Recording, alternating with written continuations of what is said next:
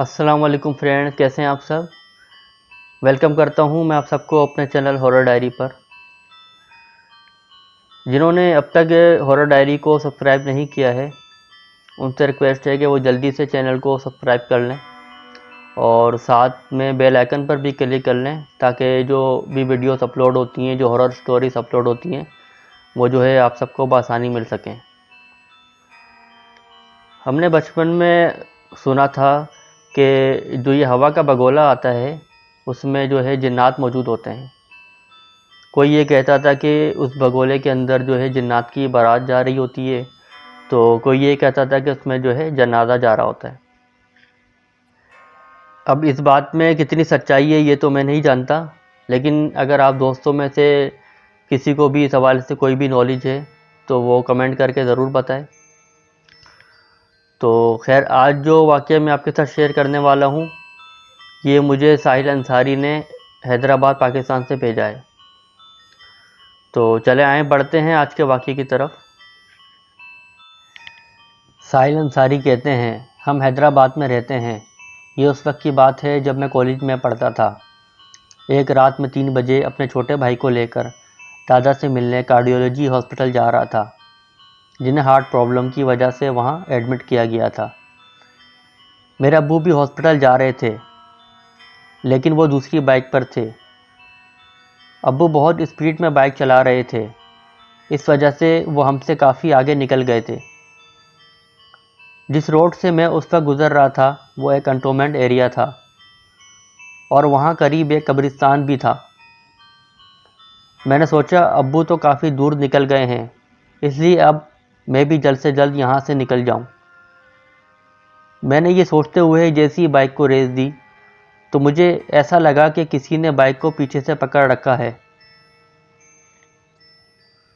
مجھے یہ لگا کہ شاید میرا چھوٹا بھائی جو کہ پیچھے بیٹھا ہوا ہے وہ صحیح طریقے سے نہیں بیٹھا ہوا، اس وجہ سے بائک چلنے میں مسئلہ کر رہی ہے۔ تو میں نے اس سے کہا کہ تم ذرا ٹھیک سے بیٹھو۔ میری بات سن کر وہ معصومیت سے بولا کہ بھائی میں تو آپ کو پکڑ کے بیٹھا ہوں۔ اس کی بات سن کر میں سوچنے لگا کہ بھائی تو میرا ٹھیک سے ہی بیٹھا ہے، لیکن یہ بائک کس نے پکڑ رکھی ہے؟ کیونکہ مجھے ایسا لگ رہا تھا کہ بائک کے ٹائر کو روڈ سے کسی نے پکڑ رکھا ہے اور وہ بائک کے ٹائر بالکل روڈ پر چپک کے رہ گئے تھے۔ بائک جو ہے پک اپ بھی نہیں اٹھا رہی تھی۔ اس رات شدید ٹھنڈ تھی اور وہاں روڈ پر اسٹریٹ لائٹ بھی آف تھیں، اس وجہ سے ہر طرف اندھیرا اور سناٹا پھیلا ہوا تھا۔ اچانک میری دور نظر گئی۔ میں خدا کی قسم کھا کے کہتا ہوں، دور سے میں نے ایک عجیب ہوا کے بگولے جیسے دھوئیں کو آتا ہوا دیکھا۔ وہ سیدھا ہماری طرف آ رہا تھا، پر وہ قبرستان کی طرف سے نہیں آ رہا تھا۔ قریب ہی ایک گندے پانی کا تالاب بھی تھا۔ وہ ہوا کا بگولا اس گندے پانی کے تالاب کی طرف سے آ رہا تھا۔ وہ اتنا شدید دھواں تھا کہ مجھے لگا کہ شاید کسی نے کہیں آگ لگا رکھی ہے۔ میں آنکھیں پھاڑ پھاڑ کے ادھر ادھر دیکھنے لگا، لیکن مجھے دور دور تک کہیں پہ بھی آگ لگا ہونے کا کہیں نام و نشان تک دکھائی نہ دیا۔ پھر میں نے سوچا کہ اتنی رات کو کون آگ لگائے گا، اور جس طرف سے دھواں آ رہا تھا وہاں پہ جو تالاب تھا وہاں پہ تو آگ لگ بھی نہیں سکتی تھی۔ اب میری سکس سینس کام کرنے لگی تھی اور میں سمجھ گیا تھا کہ یہ کوئی اور ہی مخلوق ہے، یعنی جنات میں سے ہے، جو ہمیں ڈرانے کی کوشش کر رہے ہیں۔ میں نے سوچا کہ اگر ہم ڈر گئے تو پھر شاید ہمارا بچنا مشکل ہے۔ میں نے فوراً اپنے چھوٹے بھائی کو جو اس وقت قریب 10 سال کا تھا، فوراً بائک کو نیوٹرل کر کے آگے کی طرف بٹھایا اور اس کا فیس اپنی طرف رکھا، اور ساتھ ہی اس سے کہا کہ مجھ سے لپٹ کر اپنی آنکھیں بند رکھنا۔ اگر تم نے آنکھیں کھولی تو میں تمہیں بہت ماروں گا۔ اس کے بعد میں نے بائک کو ریس دی اور جتنی بھی زور لگا سکتا تھا لگائی۔ میں قرآن پاک کی آیت پڑھنے کی کوشش کرنے لگا، لیکن ڈر و خوف کی وجہ سے میں غلط پڑھ رہا تھا اور میری زبان بھی میرا ساتھ نہیں دے رہی تھی۔ اس ہوا کے بگولے نے ہمیں پوری طرح سے گھیر رکھا تھا اور وہ ہمارے ساتھ ساتھ اسی روڈ پر آگے کی طرف بڑھ رہا تھا۔ مگر سب سے عجیب بات یہ تھی کہ اس دھوئیں یا بگولے کی کوئی اسمیل نہ تھی۔ پھر اچانک میری زبان پہ آیت الکرسی جاری ہو گئی اور میں تیز آواز کے ساتھ آیت الکرسی پڑھنے لگا۔ آپ یقین کریں، میرے آیت الکرسی پڑھتے ہی وہ چیز جھٹکے کھا کے لمحوں کے اندر قبرستان کی طرف چلی گئی، کیونکہ اس بار آیت الکرسی میں نے صحیح طرح سے اور کافی اونچی آواز میں پڑھی تھی۔ اور پھر مجھے ایسا لگا کہ بائک کو جس چیز نے بھی پکڑ رکھا تھا اس نے چھوڑ دیا ہے۔ یہ دیکھتے ہوئے میں نے بائک کو فل ریس دی اور پھر بائک بہت تیزی سے بھگائی۔ تھوڑا آگے آ کے میں نے اپنے بھائی کو دیکھا۔ میں نے دیکھا کہ وہ تو سو چکا ہے۔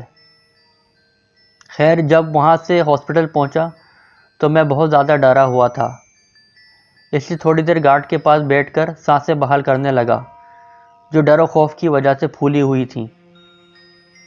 میں سارے راستے پیچھے مڑ مڑ کے دیکھتا ہوا ابھی آیا تھا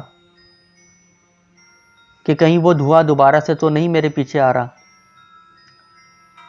گارڈ نے جب مجھے ڈرا سہما ہوا دیکھا تو مجھ سے پوچھنے لگا کہ بیٹا کیا ہوا، کیوں ڈرے ہوئے ہو؟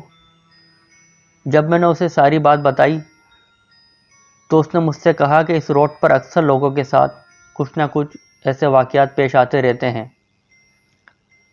آپ خوش قسمت ہو کہ بچ گئے،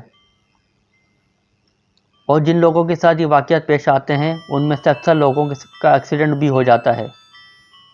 خیر، پھر تھوڑی دیر کے بعد میں اندر ہاسپٹل میں گیا اور اپنے ابو اور اپنی پھپھو کو سارا واقعہ سنایا۔ میرے ابو اور پھپھو یہ بات سن کے کافی پریشان ہوئے۔ پھر پھپھو نے میرے اوپر دم کیا، اس سے میرا ڈر جو ہے مزید کم ہوا۔ اس واقعے کے بعد میں کبھی بھی رات کو اس راستے سے گزرنا مناسب نہیں سمجھتا۔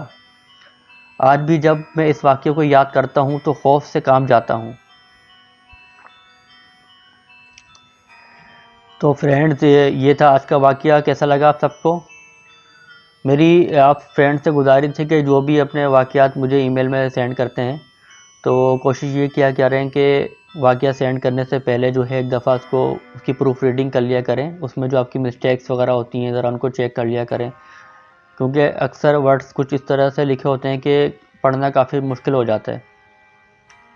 خیر، اگر آپ فرینڈ بھی چاہتے ہیں کہ آپ کے ساتھ پیش ہونے والا واقعہ بھی میں اپنے چینل ہارر ڈائری پہ شیئر کروں تو آپ سب horrordiary90@gmail.com پر اپنا واقعہ مجھے ای میل کریں، تو پھر اسے بھی انشاءاللہ میں اپلوڈ کیا کروں گا۔ تو انشاءاللہ پھر حاضر ہوں گا کسی دوسرے خوفناک واقعے کے ساتھ۔ جب تک اپنا بہت خیال رکھیے گا۔ فی امان اللہ۔